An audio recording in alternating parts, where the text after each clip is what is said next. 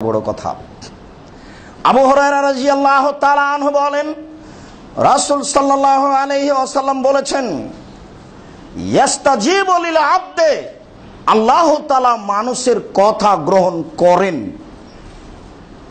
মালাম ইয়াদুবে ইসমিন ওয়ালা কাতএ রাহমিন, যখন দোয়াটা পাপের থাকে না, তাহলে পাপের দোয়া মানুষ করবে।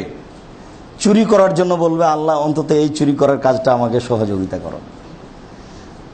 আর জেনা তো দিন রাত মানুষ বলছেই। 3 নম্বর হচ্ছে বোকা পুরুষ নারী বলছে যে প্রেম কি পাপের কাজ, তাহলে বলছে কেন? তাহলে পাপের জন্য মানুষ দোয়া করবে। 1450 বছর আগেকার এই বাক্যটি, মালাম ইয়াদুবে ইসমিন, মানুষের দোয়া কবুল হবে যতক্ষণ পর্যন্ত তার দোয়া হবে না পাপের জন্য। তবে পাপের জন্য মানুষ দোয়া করবে, এ কথাই ঠিক, এই বাক্য প্রমাণ করে। আরেকটা দোয়া কবুল হবে না, ওয়ালা কাতে রাহমিন, সম্পর্ক ছিন্ন করা, ওর সাথে চলবো না। আপনাকে শতদিন বলেছি, ভাই ভাই মারামারি করে এক ভাই এখান থেকে চলে যাবে, তখন বলছে যে আমার ভাগটা আমার ভাইয়ের কাছে বিক্রি করে যাব না, এমন মানুষের কাছে বিক্রি করব ও যেন একে গুতা মারতে পারে।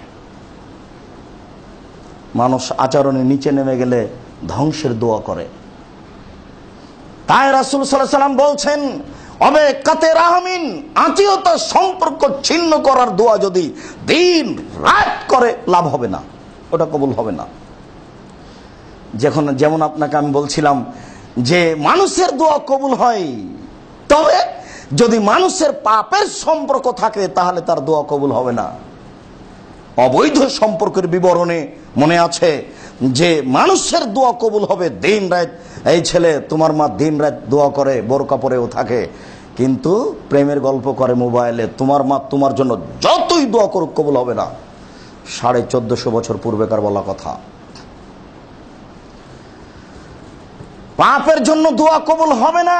এরপরে তিনি বলছেন, মালাম ইয়াস্তাজিল, যতক্ষণ পর্যন্ত তাড়াহুড়া করলো না ততক্ষণ পর্যন্ত দোয়া কবুল হলে। এবার কঠিন হয়ে গেল, করলেই হবে এ কথা নয়। তখন সাহাবীগণ বললেন, ওমাল ইস্তেজাল, আল্লাহ রাসূল তাড়াহুড়া কি? তাড়াহুড়া মানে এটা তো বুঝলাম না, দোয়া করবো কবুল হবে এটাই তো বুঝি, তো তাড়াহুড়া করবে না এই যে এটা বুঝলাম না।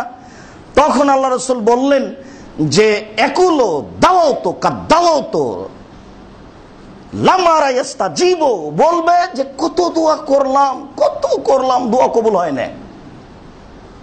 হাত্তা ইয়াস্তাহসিরা, তারপর দুর্বল হয়ে যাবে, হয়েছে আর কত করলাম, দেখেছি দোয়া কবুল হয় না। হাত্তা ইয়াদাহা, শেষ পর্যন্ত দোয়া ছেড়েই দিবে। হাত্তা ইয়াদা দোয়া, শেষ পর্যন্ত দোয়া ছেড়েই দিবে। তাহলে দোয়া কবুল হয় না বলে নিরাশা হওয়া যাবে না, মরা পর্যন্ত দোয়া করতে হবে। ভুলে যাচ্ছেন কেন? মুসা আলাইহিস সালাম এক থাপ্পড় দিয়ে লোকটা মেরে ফেলে মরা পর্যন্ত বললেন, রব্বি ইন্নী যালামতু নাফসি ফাগফিরলি, আমি পাপ করেছি তুমি আমাকে ক্ষমা করো।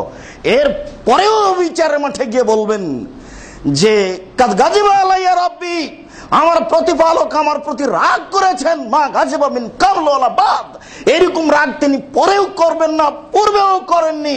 নাফসি নাফসি, আমার যে কি হয় তা আমি নিজেই জানি না, আমি একটা মানুষকে এক থাপ্পড় দিয়ে মেরেছিলাম। যদি আজকে জিজ্ঞাসা করেন আপনি দোয়া করার ব্যাপারে এত তাড়াহুড়া করছেন কেন?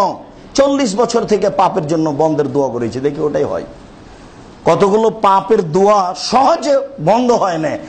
আব্দুর রাজ্জাক সাহেবের কথা শুনে, আলেম ওলামার কথা শুনে, কত যে আল্লাহকে বললাম যে সিগারেটটা ছেড়ে দেবো, জর্দা ছেড়ে দেবো, না 10 দিন পরে দেখি আবার যা ছিল তাই। কত যে আল্লাহকে বললাম যে আর কোনোদিন মোবাইলে প্রেমের গল্প করবো না, না দিন পারই হয়নি, দেখি রাতে আবার গল্প করছি।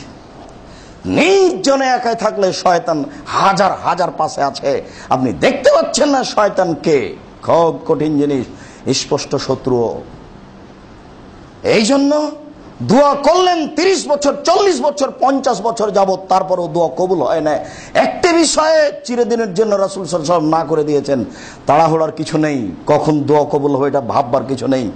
আপনি দিন রাত আপনার বিষয়টি পেশ করতে থাকেন। জাবের